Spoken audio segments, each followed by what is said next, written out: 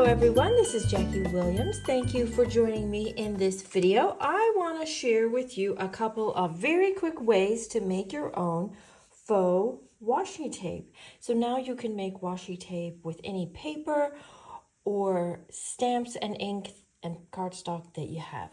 So let's get started with the basic idea. So I have a strip of paper here. The first thing we're going to do is use a little bit of the magic tape. Now I've tried it with the gift wrap tape, and actually this is the one that works the best. So I know it's a little more of an expensive tape, but for this technique, this is the one to have. And then you'll go ahead and put that on your paper. And the one nice thing about this tape is that you can tear right through it like this. So we make our little washi tape shape. And then we will put that in water. And I found it worked best to put it with the tape side down. So I've got one in here that I've had in there for a few minutes. I worked out you need about 3 minutes or so. And then you're going to turn this over and basically just rub off that other layer of paper so that you're only seeing, now this was double-sided paper, so there was a blueprint on the back. So what I've worked out doing a few of these is there's the print on one side, and then there's kind of a white layer in between, and then there's the print on the other side. So you want to get rid of the white layer as well. So I'm just using my finger and removing all of those little rolls of white paper. Some of the videos that I watched, there's still more on there, used a bone folder, but I found that that was a little too rough. It got rid of too much at once. Okay. Okay, so now I'm down to the yellow layer. Pretty much. I could probably take a little more off.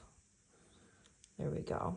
And then you'll just let that dry, or you could use a heat tool, and then you have more of a transparent effect as opposed to what it looks like before. Okay, and then this is my finished project using both sides of that particular paper, and I've used the Garage Gears dies to just finish that off for a really nice, clean and simple card. Now there's another variation. I wanted to do one that had black and white, and it just so happens that right now Stampin' Up! Doesn't offer any black and white prints.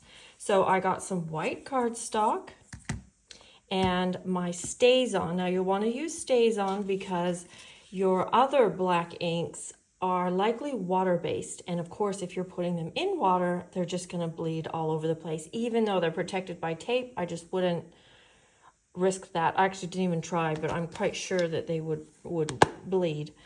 And then I went to the Notes and Totes stamp set. This is a stamp set that just keeps on giving. I have used all the different elements of this one, and I'm using this little floral print here.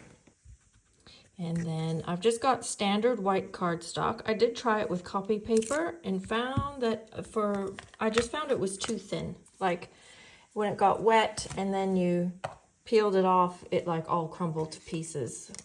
At least the copy paper that I have. You may have different paper that works better. And then we'll cover this with the tape. Tear the little ends. There we go.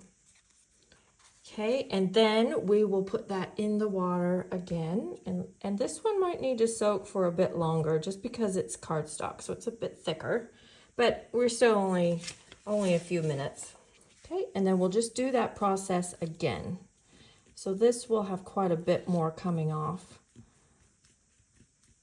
Oops, that little spot took off a bit too much. That's okay. It can be a bit of a rustic look as well. Until you're happy, I'm thinking about here. So about like that. So I took off a little too much in that one spot, but that's okay. You get the idea. And then, like the sample I showed you at first, you'll get this nice washi tape effect. It's just a nice little embellishment and is basically free, and you can now create it in any color and any print that you want to stamp out or you have in designer series paper to perfectly match your project. So I hope you enjoyed that tip. Leave me a comment.